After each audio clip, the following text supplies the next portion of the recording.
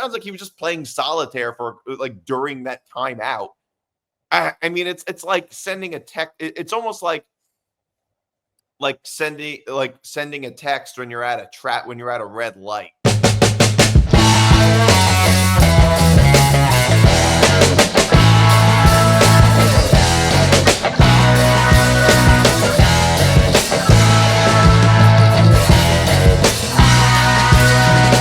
Hey, what's up, everybody? I'm Nick DiMartino. That's Ben Kruse. This is another edition of Moving the Goalposts. You can follow us across social media at MTGPETB. You can follow the Empty the Bench Network across social media at ETB Network. You can follow me on Twitter at Nick DiMart. You can follow Ben on Twitter at BenCruz144.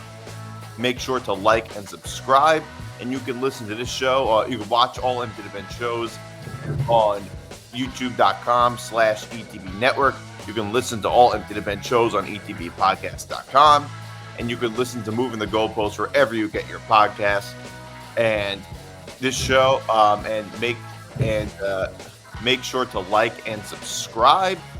And this show is presented by Playback. Stay tuned for later in the show to find out more.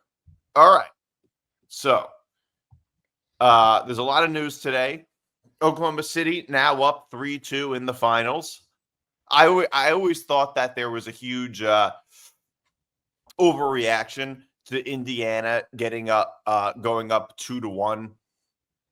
To me, I never thought like people were talking about how the series is over because they were up 2-1. I never really bought that. I thought that was just a huge overreaction. Overall, Oklahoma City is just a better team than Indiana. They're a more talented team. They're a better team on paper, and they're like, I don't think anybody would dispute that going in. So I don't think them going down 2-1. I never thought it was really that big of a deal. I mean, there's a whole lot to get to with Indiana, like blowing a big lead in game 4, which to me wasn't surprising because that's just the type of team Indiana is. They're good for playing from behind. They're comfortable playing from behind, but they're uncomfortable playing from when they're ahead. So that all just made sense to me. I don't know what your thoughts were on this series. Yeah, it's been a good series, I'd say. And of course, a lot of the narratives were, two small market type of teams, and we're not going to watch it all. But I think in reality, a lot of these games have been close right down to the wire. And I agree with you. I mean, obviously they're down 2-1 in the series, right? Indiana, of course, has had a hell of a ride. Of course, a lot of the comebacks, they've had, I believe, 5 or 6 comebacks down 15 plus, which of course no team has done all season, and it's been great to see. But I mean, I do think they're starting to kind of run out of gas a little bit. They're a type of team which is a very fast-paced type of team, hence the name Pacers. They essentially play specifically the way that they do with the team name, so it's ironic enough. But OKC is just a lot more balanced. They're a lot deeper, and they have a guy at SGA who could just average 30 plus a game, which you just don't see from a lot of consistent guys. They, of course, have Chet Holmgren, who wasn't there last year during the playoffs because of an injury. They got Williams, J-Dub, who just dropped 40 yesterday. It's just a better team. And it's not a knock at Indiana because I think that they're a team that could go toe-to-toe with them. But I just think that with the way that they play, I just think that eventually it's going to catch up to them eventually. To be coming down consistently game after game and trying to, to win these type of games, which they've been doing so, right? I think a lot of their games specifically – during this overall run, it's been more their wins by coming back, let alone by theoretically just winning, just being from ahead. And like you said, they're not a good team when they're ahead because they're not a good half-court offense. They essentially are a defensive, we're going to get the steals and push and pace type of team. And when it gets to a half-court, it's almost like they just don't know how to execute as compared to a team like OKC, in which is just so balanced. They essentially could play the game like Indiana wants to, or you have a guy in SGA who's an extremely great ball handler that can basically just kick out or go to the basket. And yeah, I mean, obviously Halliburton going down yesterday, sucks. You obviously never want to see that for anybody, but let alone a guy that's just been one of the best players, if not the best player in the playoffs. But I don't know. I think I had OKC in 6 all along. I could very well see that happening. I could really see this going 7-2. I really do, because Indiana, every time they feel like they're going to be out of it, they kind of hang around. So, but like you mentioned, I think they're just a much better team. OKC is. They were a better team coming into this. They were probably the best team coming into the overall playoffs. So I think, granted, we shouldn't be shocked with the fact they're only one game away from winning it all. Right. And also, we saw what Oklahoma City just did to the Timberwolves in 5 games, and Indiana's been giving them a better fight. I don't know if it's so much that they ran out of gas. I don't think Indiana seems tired because they play at a fast pace. I think it has a lot more to do with the fact that Oklahoma City's defense is far superior. The best, like, if you were to put this in NFL terms, Oklahoma City's defense would be a nickname defense. Yeah. Like, if you were to put it in NFL terms. So when you have a defense that is that good, and it's like, it's not just that they're good at the perimeter, they have really great rim protectors, and it's just like, you're not like with Hartenstein and Holmgren and obviously J-Dub and Lou Dort as really, really good perimeter defenders. So even if you get past them, it's very hard to finish at the rim. So that's another thing. And to me, it's like, it's not like Indiana was people are almost treating this the same way like they were treating the Knicks playing the Pacers. Like, the Pacers were not expected to win this series because they're not as good of a team as Oklahoma City. Nobody thought they were. So I don't really view it as anything other than Indiana just being Indiana. That's really it. Like, Indiana is a team that plays fast paced. They have a bunch of guys that can, go off, who can get hot at good times. And that's really all it was. The Pacers got hot. I mean, that's kind of what the East is. I feel like the West is more about like who's more talented in certain matchups, whereas the East is just like some teams just kind of got hot. The Knicks got hot against the Celtics, and the Pacers were hot the entire playoffs. That's essentially all it was. But they don't have the talent that Oklahoma City has. And not to mention the fact that, like, people talk about them, being like a resilient team that can really play from behind. And that works really well until it doesn't, because the same thing was true about the Knicks. They're similar. The Knicks and Pacers are very similar in this sense, is that they're uncomfortable playing with a lead, but they're very good playing from behind. And we all remember the times that Indiana or the Knicks have come back from large deficits to win games. But what we don't remember as much are the times when they make big runs when they're down in the third or fourth quarter, but don't end up winning the games because they end up in too big of a deficit. That happened in Game 2 with the Knicks against the Pacers. That happened last night when Oklahoma City played Indiana. The same exact thing happened. So it's like, being a team that's very good playing from behind is not going to be enough to win the finals. And also, it's just like, look, J-Dub had 40 points. He's the second best player on the team. He put up 40. I mean, if SGA puts up 40, even 30. Yeah, well, SGA averages like 30 something points a game. But like about 20 of them are foul shots. But like SGA consistently like averages like 30, 35 points a game. Even if he were to put up 40, that usually doesn't happen. J-Dub, their second best player, put up 40. On top of that, Halliburton had 0 field goals the entire game. Because he's not healthy. He has a calf strain apparently. So he's not fully healthy, and he's your point guard. He's your he's your star player. Miles Turner has not had a good series.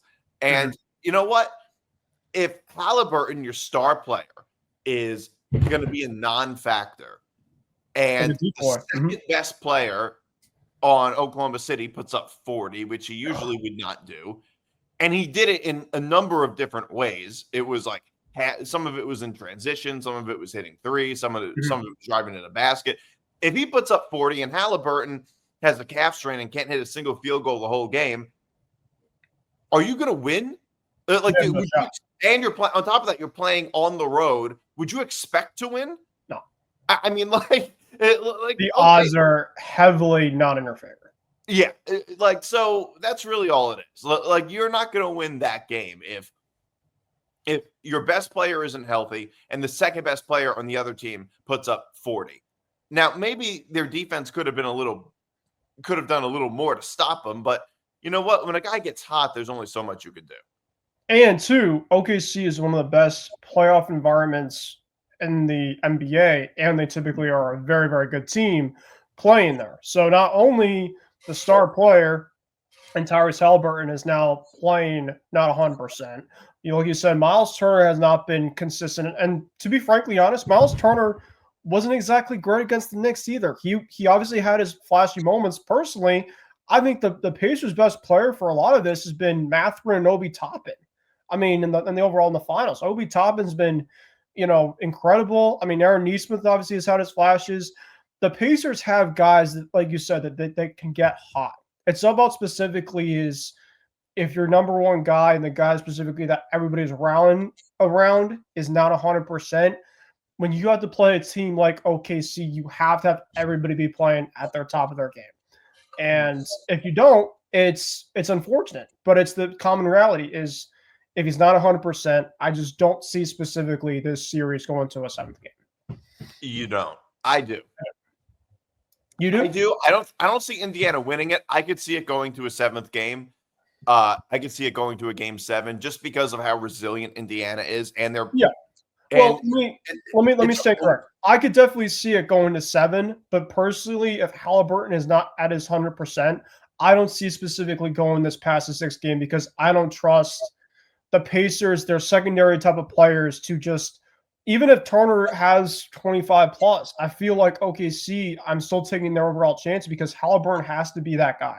I've always seen when the Pacers have been winning a lot of their games specifically, Halliburton has really been scoring like 20 plus. There's a crazy stat out there in which if he scores 20 plus, they're typically almost unbeatable. And so that's kind of one of the reasons too, is just seeing him go down. I'm very curious to see in terms of how that he responds from this, especially a calf injury. So, yeah, of course they can go to a 7th game, but granted with this potential injury, I don't see it happening.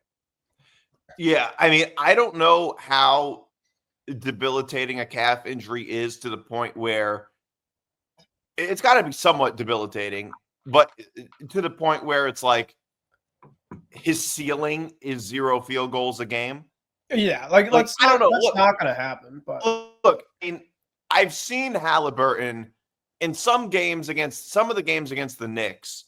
Halliburton was a non-factor, and they were able to win. So I don't know. I think that Halliburton is one of the few players in the playoffs right now that I think can be a non-factor, and the team might, or at least not play a very good game, and the team can at least still have a chance. Correct. So I don't really know, but I don't see them winning the series regardless. Even if Halliburton wasn't injured, I at this point I don't think they win the series anyway, just because Oklahoma City is a much more talented team. I think I just think their defense might just be insurmountable to Indiana. They're so disruptive too. Like, their ball pressure is absolutely insane. Like you said, their perimeter, their paint protect, right, with Chet Holmgren and even Caruso. I mean, they have crazy amount of ball dominant type of defenders. Lou Dort is obviously one of the best in the league. J-Dub is one of the best. I mean, SGA obviously is extremely aggressive too defensively. So, yeah, I really do. I really think that this series, I think OKC still is going to win. It's just a matter of terms if it's going to be 6 or 7. Yeah. Yeah. I mean, I keep in mind, what's his name? Is reffing. His name escapes me. Foster? Yeah, Foster. Yeah. Scott Foster is reffing. Is reffing the game. So we're going to get a game 7. The extender. Yeah, the extender they call it. I mean, look, I don't. I think that I could see it going 7, depending on how healthy Halliburton is, and just the funny type of team that Indiana is, being able to make a bunch of crazy comebacks. But like I said, it's just not going to be enough. Like being able to just being really good playing from behind. It's like in football having a quarterback that's really good at fourth quarter at game-winning drives in the fourth quarter. Yeah. Like even Baker if you have the best quarterback at fourth quarter drives at game-winning drives, that's not going to work that much if you always need a game-winning drive. Yeah. Like that's just not sustainable for any team. It's the same type of thing with Indiana. And I think that had a lot to do with just why they kind of fell apart. I mean, I think the other question about Oklahoma City is, could this team become a dynasty? I mean, heck, I mean, look, the Celtics obviously a lot of people are looking at that, and of course they got bounced in the second round. But granted, right, the Celtics still have a plethora of guys that are rallying around a guy like Jason Tatum and Jaylen Brown and Derek White. Unless specifically there's insurmountable type of stuff that happens, and we'll talk about later on the program. But OKC and Boston, there's so many teams out there that you could obviously make that argument of like becoming a dynasty because they have so much. OKC, I could 100% agree with you, Nick, because they have a crazy amount of talent, but they also have so many draft picks they can turn into franchise-altering type of players. Presti is one of the best GMs that I've ever seen when it's come to essentially not only developing talent, but be able to go out and get talent and just essentially be like, all right, we'll trade for, I mean, this is obviously, insane, but maybe it's not. Kevin Durant. I mean, Kevin Durant obviously played for OKC, but granted, kind of something like that in which, all right, we'll give you a first rounder and a second rounder the year after, something like that. Like they have so many that they can basically work with, but they can still keep the same exact talent now on top of that, which is really, really cool to see. And it's impressive because a lot of teams specifically, they usually have that certain window, and then that's pretty much it. With OKC right now, they're still really, really young, and they have a big amount of window where they can definitely win multiple. We'll see. How do you define big window? How do I define it? Yeah, you say a big window. I mean, I think in like by big window, you mean a couple of years, which by the way is not unreasonable. Like nowadays, few teams have windows bigger than that. Yeah.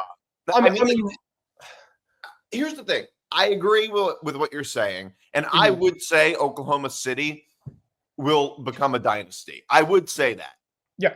If I haven't lived through the past 3 or 4 years or 5 years of teams that I thought could maybe become dynasties that didn't. Yeah. I would say that is the reason I say not that I don't think they can, but more that I don't think they will. Well, it's because, hard. look, It's so hard when you have a dynasty. It's so hard to be able to. I mean, I hate to cross sports, but like with the Patriots, this is obviously an easy one for me. Is for 20 straight years. I mean, heck, it's just hard enough to do it for a couple of years. But like Brady obviously had to take systematic pay cuts to be able to keep the same exact type of talent. Keep on reloading. Like you might think specifically just because you have the talent, it's going to exactly be how it's going to be, but it's a lot tougher than you actually realize because there's so many teams that are going to go on that after you at your neck, just like the Celtics were this year. I think there was a ton of people that were not only expecting the Celtics to be in the NBA Finals, but have a pretty good chance to repeat because they saw a lot of the talent that they brought back in the offseason, and they didn't get through the whole entire second round. Look at Denver. Denver, of course, was a team the year before. They just won the NBA Finals against the Miami Heat. They got bounced in the second round, I believe, to Minnesota. So it's just tough, because for a fact there's so many great teams out there, and OKC has proven in the past where they've had a lot of early exits. Despite obviously the talent that they've had, but this year they've found a way to kind of get through, and now it's about how consistent can you go year after year after year. I probably should have meant when I talk about big window, I talk about big window in the fact of they have a plethora of draft picks, and the talent that they have right now is still pretty much in-house. Like, I don't think there's a lot of people currently on their roster that they're going to be starting to move. So like it's a reality in which they could definitely win multiple in this window if they essentially work pretty much works with everything together, if that makes sense, because the West is so tough, it's so good. So like I'm not gonna obviously give them like multiple championships per se, but it's a pretty big reality that they have a lot of the guys that they still have right now, and of course a lot of the draft picks. Yeah, they could definitely win multiple. Yeah, I mean, I think they could win multiple. I just think it will be very difficult to win multiple finals. Because look, I thought the same thing when I saw Jokic 2 years ago when the Nuggets won. I thought that would happen. I thought the Celtics would likely win multiple with this squad, and it looks like that's not going to happen. So, and I just think it's substantially. I thought maybe Giannis could have won multiple championships. Yeah. And by the way, there's teams that won 0 championships that I thought could have won multiple championships. So I'm so much more hesitant to think that a team can become a dynasty now. Not that they can't become a dynasty, but more that like it can't and will are different questions. Mm-hmm. Like sure, I think they can, but I don't think they will.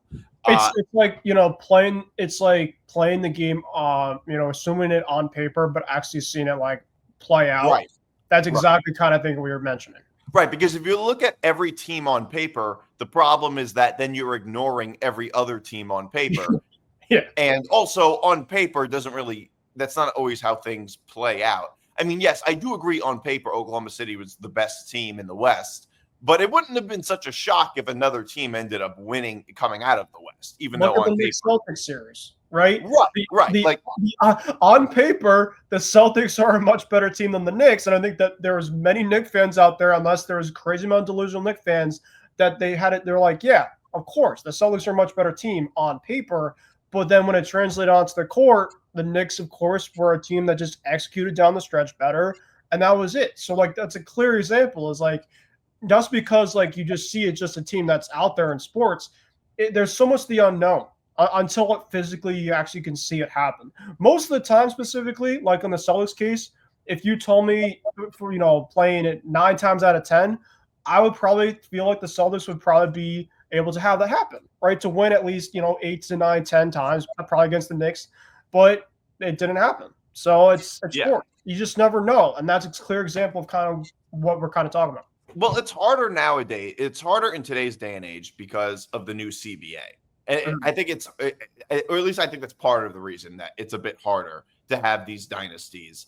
I mean, unless you're willing to pay the penalty, but it is harder to just retain retain as much talent as you used to, which is why it's not as you don't see dynasties as much. So that's why I don't think Oklahoma City is going to win multiple championships with this squad. It would be nice to see. I don't think dynasties are that bad for the NBA, as a lot of people have previously thought. But look, the West is so talented. I mean, you look at a team like Minnesota, and I know Oklahoma City killed Minnesota this year, but like if they improve marginally, that can change a lot next year. They got Durant, for instance, like they got a big star with Anthony Edwards, right? They don't need any extra player necessarily. Like that could just change. Don't. I mean, if you look at Oklahoma City last year and look how much they improved in just one season. So even there, it's hard to say. I mean, or maybe Denver kind of. Although I don't know, it looks like Denver's window is kind of closing. I mean, with Jokic, Jokic is Jokic, so like you can't count him out. But I do agree with you. It's like there's so many other teams out in the West that are starting to improve more and more that you just never know. Yeah, and not to mention you always have the Lakers and you always have Golden State. And if the Lakers improve marginally, namely defensively, and they get another rim protector, then you never know with the Lakers. So anybody could just make a run any year. And some of these teams are very young. I mean, you look at a team like the Rockets. I don't know. I don't know how good they're going to be, but like they can make some moves. They might get Durant, and we'll talk about that a little later. They have a young team that will likely improve next year, and we don't know. I mean, look, they were built for the regular season; they were the 2 seed, but that might change drastically next year. So who really knows? how all of this is going to play out. I mean, the thing with Anthony Edwards is I think he's a superstar and has a ton of potential. He was just very inconsistent throughout the whole playoffs. And Like you can one say day, that for a lot of guys. yeah, Yep. and I just think dynasties are so difficult. And people talk about like how it's a missed opportunity for the Pacers, but in reality, and that's true on some level because Indiana might not get back there. So like we might not see this Indiana squad get back to the finals because who knows what might happen. Like I don't think they're going to have a playoffs like like what they just had all the time. It's not going to work every time. Right. But you know what? They also are coming out of the East, so I guess it's a little bit of a crapshoot. The East, And they played the Celtics tough, if you remember, last year, despite the Celtics sweeping them. If you just remember, the Pacers legitimately, to start the fourth quarter, and I think 3 of the 4 games, they had the lead against the Celtics. So the people that, are saying about the Celtics path per se, to win the NBA Finals, I can just say this. The team that we just beat is just in the finals this year. So I don't exactly know what the argument now is, and now they say, well, there's the Celtics beat injured teams. Yeah, you could obviously make a case for it, but if you look at most of the championship type of teams that usually arguably win it, you're going to have a little bit of luck come anyway as is, but more times than not, it's because you're just simply the better team. If you look at OKC right now, for instance, Halliburton goes down and hurt. Are Pacers are the whole entire media going to say, oh, the OKC Thunder won the championship because Halliburton just got hurt? Probably not. They know for a fact that OKC is the better team. So it's like you shouldn't be shocked about it either. Right. And also, like, it's like when some Celtics fans, or not just Celtics fans, but like people were saying the Knicks beat the Celtics because Tatum got hurt. It's like, yeah, exactly. The Knicks were already up 3-1 by the time Tatum got hurt. They probably win the series in 6 regardless. Yeah.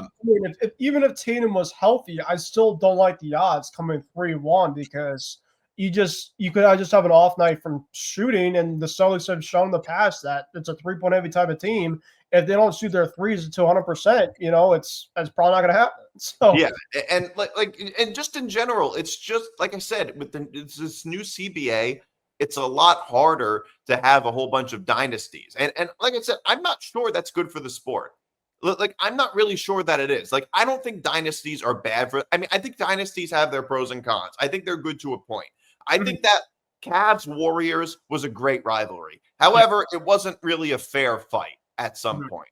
After Kyrie left and after Kyrie left and the Warriors had Durant, it was just all right. It was not a fair fight. So that could be an issue. There are some issues with that. Moving the goalposts is presented by Playback. Watching sports is more fun with others, but we spend too much time watching alone. Playback is a virtual space where communities can stream live sports together with everyone perfectly synced up. Creators can hop on stage, deliver their own play-by-play analysis and commentary, and invite viewers up for Q&A. Playback makes watching sports fully interactive and a social experience. From playing fantasy sports, rubbing your favorite players and teams, and watching with the commentators and communities you care about. Win or lose, sports are best enjoyed together. Join our community by going to playback.tv/ETB network to find out more, including our live stream schedule. And now back to the show. Did you see Stephen A. Smith was caught playing solitaire during the NBA Finals? I saw I saw it on social media. I didn't really know specifically what exactly it was, but that is just typical Stephen. Like, yeah, I mean, Stephen A. honestly, and this is obviously probably not on the Knicks, but he's just like, you know what? I have to cover this overall NBA Finals, but my team isn't there. I still obviously have to take it a bug and just watch this. But like, that is just like, I'm not surprised at all. I mean, I'll defend it. I don't take issue with this at all because it seems like it was during like a timeout, or something like that, and just played solitaire on his phone while like during a timeout. I think it's a lot weirder to be a person who is sitting above him and taking a picture of it and then posting it on social media to make it go viral. I mean, this wouldn't be a big story if it was any other reporter. I wouldn't call him a reporter, but whoever else was doing this. Like it's just one of those things where it's like, Yeah, I would bet everybody who covers the NBA Finals probably does things like this. Like, would it have been any different if he had been scrolling through Twitter? We're having a phone call. Like, I mean, hey. Right, or just like was like texting or something like that. I mean, you can play it for. I mean, like it doesn't sound like he was buried in his phone the entire game. Yeah. It sounds like he was just playing solitaire for like during that timeout. I mean, it's like sending a text. It's almost like sending a text when you're at a red light, sending a quick text. Like that's essentially to me what this was. I don't know. I don't really think it's that big of a deal. Like I think I was gonna say, like, I don't really think it's like that deep. Plus, like Stephen A is whoever took the photo and the video, it's like the dude's making millions, specifically just for his overall job. I think, heck, if the last thing you have a kid or teenager and be like, oh yeah, that guy, covering the NBA Finals playing solitaire, I think Stephen A could honestly not give two shits, to be honest, because he does this for a living and for a job. And if it's for during a timeout, it's like, let me just have my fun, man. Like, I like, it's so like when you're covering something like that, it's just so like mentally, right? So like, yeah, like you kind of just take away kind of the overall mental stage and play a game on your phone. It's like kind of just, it's what it is. It's not really that deep. Yeah. All right. So I do want to talk about this. Well, I don't want to talk about it. You want to talk about it. The Red Sox trade Devers. And I know you're not happy about it. I guess we live in this weird day and age of like this weird era of like perplexing trades that you normally would not see. I guess in NBA terms, this is somewhat similar to the Luka Doncic trade. It sounds like Devers was unhappy in Boston, and that's why this happened, allegedly. It seems like. So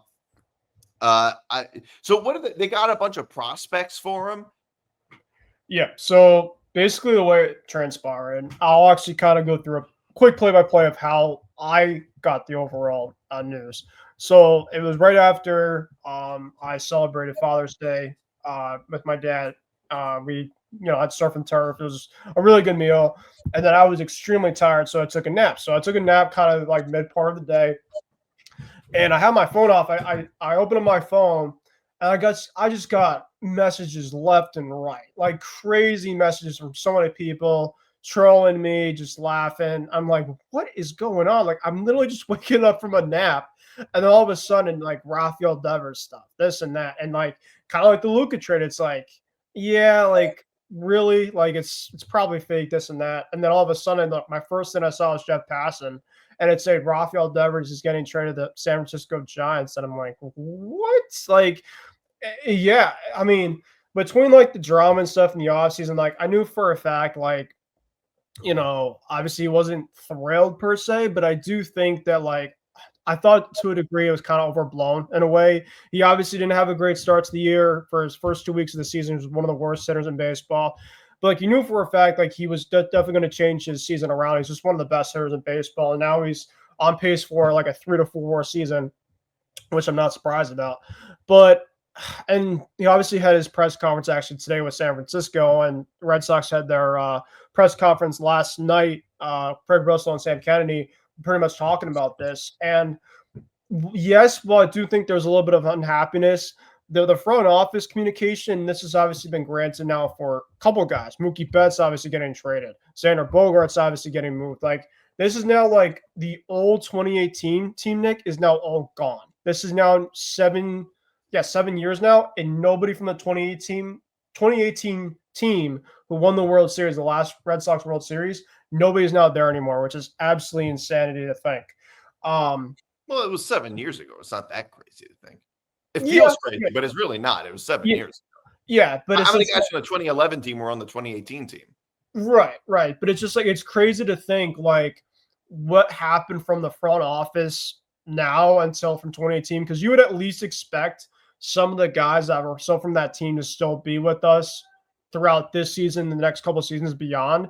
But it's just the incompetence with this front office and basically what they have been given to the fan base for so long. Like, it doesn't surprise me. Like, Rafael Devers, this was in its second year of a 10, 11-year extension. And basically what happened was front office for a couple of years never gave Rafael Devers a couple other talented players to bring, hopefully going back to the playoffs. So obviously this was starting not only this year, but this was starting from a couple of years now. And it basically just kind of made it this year in a way of they didn't communicate that they were going to bring in Alex Bregman. Then it went to the spring training saying like Rafi obviously wanted to stick at third base, but Bregman obviously was the better player. They were having Bregman at third. They were anticipating Bregman was going to play second. So there was lack of communication over there. And then things just kind of transpired. And I mean, heck, I can talk about this story on and on and on, but like Rafi obviously didn't do him much favor, specifically kind of at the end. He was telling a guy like Christian Campbell's a young kid to not play first base, in which he was trying to play different positions. And so, like, it was kind of him at fault, but I also have to blame the front office because the front office has been showing that they just don't want to keep their long-term guys at stake, and they don't want to keep them happy. So Rafi's in the right away of like, heck, I'm trying to win a championship, and like I want to play specifically for an organization down the road, and I want to play in different spots. Like a lot of our fan base is now, ridiculing him, saying screw him, this and that. But like, how about you just look at the front office guys? Like, yeah, of course, like what Rafi did, but like Rafi was a guy that won you a World Series, one of the best locker room guys basically out there. I mean, I don't think there was many other guys specifically besides him like I would be so pissed about, but like it was just the communication with the front office. He didn't exactly like the way that the front office was going. Alex Cora, the manager, essentially wanted to win now. Craig Breslow, of course, wanted to do a lot better more in the future, and he just had enough. So that was pretty much it. Did Devers request a trade? He really – it's kind of tough because I feel like specifically this has been going on talks for about a month or two. So kind of like stuff that was kind of behind the scenes. I don't think that he requested a trade, but I just don't think that he was appreciating the lack of communication and just the different type of communication that this ownership was obviously given to him. So basically, originally, right, they told him, okay, you're going to go to DH, right? He was obviously open to doing it, but he didn't really like to do it. So he didn't want to be I've heard that he didn't want to be a DH. Correct. Because Bregman obviously was going to stick at third base. And they had the young kid and Christian Campbell playing second base. So essentially that was where Rafi was going to be. Then essentially what happened was Tristan Casas, who was their long-term first baseman, he went down. So essentially they had an open at first base. So they asked Rafi, they said after playing in the DH, they can go back to have him play the glove because that's essentially where to play at third base. But then when they asked him to play at first base, he said no, because essentially they asked him at third base specifically, that's where you're going to be. And he never got specifically the communication that he was going to be there after they got Alex Bregman. So it's all like, if you can kind of just think about it, it's just a chaotic circus, specifically of the lack of communication. That I think that Ravi just had enough. He's just like, I need to have communication. I want to stick in one spot, and that's it, because I essentially deserve it. And I also he said specifically in spring training a couple of years ago that he wanted help. What did the front office do? They gave him nothing. They gave him absolutely nothing for the last couple of years. And now specifically, it's just like it was, I guess it's a broken relationship, essentially what happened. I think that go ahead. Continue. I still think that he liked the fan base, and I think he liked the overall team, but I just don't think that he liked, and I think that this was kind of on him and not on him. I think it was more granted on the front office, but I can really go on and on with a lot of fans who don't think it that way. But I just think that the lack of communication pretty much did him in and said, listen, if you guys don't able to kind of come this together, I am out of here, no matter what happens. And that's essentially what happened. Yeah, so from what you're telling me, it sounds like the front office really screwed up by not keeping by just not trying to keep him happy. And I think there's a difference between trying to keep your star happy and having the inmates run the asylum. I like, it doesn't sound like he's doing an Aaron Rodgers and trying to run the team. Yeah. He's not a leader. He's more specifically he tries to kind of lead by example. He's a very soft-spoken type of guy. I mean, obviously he speaks a different language. Obviously doesn't really mean much, but like, does he speak English well? Does he speak English well? I mean, in a lot of his press conferences, I really only hear him speaking, I think, Spanish, or I mean, he's from Dominican, I think. So, but obviously the overall the English, the language that they speak over there. I feel like he could speak English well. I've never heard it from him, but yeah, Either way, they have translators. It's not even if he can't speak English at all. yeah, This gets communicated pretty easily. They yeah, communicate with Otani. He doesn't speak a word of English. right. No, he always has a translator with him, no matter what it is. But like, still, it's I just feel like the front office. I think it's more of them at fault. Like, I hate to be just kind of like the bad guy, and a lot of people that I'm seeing today, it's like, oh my god, you would think that he is public enemy now #1 in Boston. Like, it's crazy. But it seems like Red Sox fans are mostly blaming the front office for this, not Well, Devers. I think after some of the comments that he made today in terms of like moving different positions, because he originally said that he wouldn't be doing that a lot during like this year in Boston. I think like there's some fans are like, oh, so you're gonna say that now with the new team and not say it now with us per se. But like I just think specifically it was more of like a shot at the front office, say like, see, like I can go to a new place specifically, and if they essentially just tell me essentially where I'm going to be, I can do it. So that's Yeah. essentially, I think, more of anything of like, hey, you know what? Screw you guys. Like, I still obviously all the fans, of course, want to thank everybody, but it's essentially it's a PR saying, I just want to beat these. Then it's funny enough, Nick, because the Red Sox are playing Raffy this weekend, and what Raffy said is, I want to sweep us. And I think specifically, it's not because I don't like this team. I want to stick it to the front office. That's Yeah. exactly what he wants to do. Well, wouldn't you kind of want that too a little bit? Yeah, I Just do. to get to the front office, even though you don't want your team to lose. Like, it's kind of how I felt after the Knicks fired Thibodeau. I kind of wanted the Pacers to win just to stick it to the front office. I mean, the Steelers are Rodgers playing the Jets, right? Do you think there's going to be a lot of Jet fans out there be like, with Rodgers the way he was kind of acting some of the time, it's like, heck, like I want the Jets to stick it to the Steelers in Week 1. Heck, you probably have those fans. I actually have the opposite argument viewpoint, if anything, which is that I wish Aaron Rodgers well, and I actually hope he has a really good year with the Steelers. Mm-hmm. That's what I want to happen. Now, I don't exactly think that will happen necessarily. Mm-hmm. Like, I don't know if there'll be a lot of teams. Like, I don't think they're a playoff team in all likelihood, just because that division is so tough and the conference is so tough. Yeah. But I wish Aaron Rodgers well. Like, I wanted the Jets to actually go back to him given the circumstances, and I would have preferred them having Aaron Rodgers over Justin Fields. So I don't want to stick it to Aaron Rodgers. I have no ill will towards him whatsoever. I don't really have ill will towards players that aren't on my team anymore. Like, I just generally don't feel that way. Unless I have a reason to not like them. But like, if anything, but I do want to stick it to the front office of my teams quite a lot because I dislike the ownership a lot more than former players.